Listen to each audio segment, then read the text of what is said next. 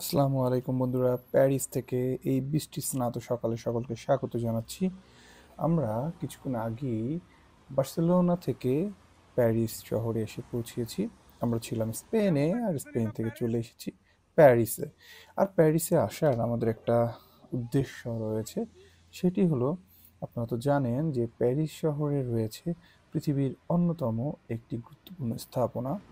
সেটি হলো Eiffel tower. তো মূলত আমরা আইফেল টাওয়ার দেখার জন্যই প্যারিস শহরে এসেছি। আমরা সকালবেলা নেমে হেঁটে হেঁটে চলে আসছিলাম মেট্রোর জন্য। আর এখানেই আমরা মেট্রো পেয়ে গেলাম। তো আমরা মেট্রোতে উঠে যাচ্ছিলাম আইফেল টাওয়ারের দিকে। মেট্রো থেকে নেমে যখনই হাঁটছিলাম, দূর থেকে উঁকি মারছিল আইফেল টাওয়ারের চূড়াটা। তো আমরা হাঁটছিলাম। দিনটা সকালটা বেশ বৃষ্টিস্নাত থাকলেও এরপর কিন্তু রোদ্রে তাকানো যাচ্ছিল না, এতটা তীব্র রোদ ছিল। তো আমরা হাঁটতে হাঁটতে পৌঁছে গিয়েছিলাম আইফেল টাওয়ারের একদম কাছে। এটা ঠিক উল্টো দিকে গোল ঘেঁষে। তো আমরা এরপরে হেঁটে চলে গেলাম সোজা আইফেল টাওয়ারের নিচের দিকে।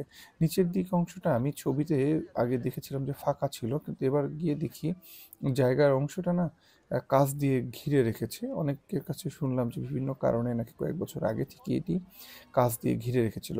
আর যদিও বা ভিতরে দেখলাম যে বেশ কিছু কনস্ট্রাকশন রিলেটেড কাজ হচ্ছিল, আমরা জানি না এগুলা কি কাজ চলছে ভিতরে। তবে আইফেল টাওয়ারটা না দূর থেকে দেখতে পুরাটা কাভার করা যায়, কাছে আসলে না এত বড়, ঘাড় বাঁকা করে উপরের দিকে তাকিয়ে দেখতে হয়।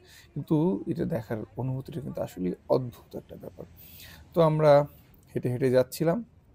আইফেল টাওয়ারের সামনের দিকে হেঁটে গেলে কিন্তু অনেক হকার থাকে। হকাররা কিন্তু এই যে সুভিনিয়ার গুলো বা বিভিন্ন প্লাস্টিকের বানানো আইফেল টাওয়ার, সেগুলো তারা সেল করার জন্য চেষ্টা করে। তারা সেগুলো নিয়ে জিজ্ঞেস করে যে আপনি কিনবেন কিনা।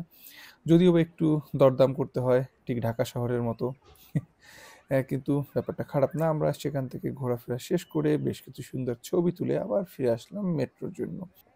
আমরা যেহেতু মেট্রো, ট্রেন এবং বাস ইউজ করে পুরো প্যারিস শহরটা ঘুরছিলাম, কিছু সমস্যা আমরা ফেস করছিলাম। সেটা হলো ল্যাঙ্গুয়েজ ব্যারিয়ার। এখানে মূলত ইংলিশটা তারা বুঝতে পারে না এবং ইংলিশ বললেও তাকিয়ে থাকে। যদিও বা গুগল ম্যাপ আমাদেরকে অনেক হেল্প করছিল। আপনি যদি ঠিকভাবে গুগল ম্যাপ ইউজ করতে পারেন এবং একটু বুঝতে পারেন, সব কিছু সহজে সব কিছু ওভারকাম করা যায়। আর অনেক ক্ষেত্রে আমাদেরকে ইংলিশে বলে সেটাকে ট্রান্সলেট করে তাদেরকে দেখাতে হচ্ছিল, তারপরে তারা সেগুলো উত্তর দিচ্ছিল আমাদেরকে। তো যাই হোক, ওভারঅল দিনটা খারাপ যায়নি। বিকেলের দিকটা রোদের তাপ মনে হচ্ছিল আরো বেড়ে যাচ্ছিল। আকাশটা একদম ক্লিয়ার ছিল। তো সেখান থেকে আমরা চলে আসলাম মূল শহরের দিকে এবং হেঁটে হেঁটে আমাদের বিকালটা পার করলাম। এটা ছিল আমাদের আজকের দিনের ট্যুর।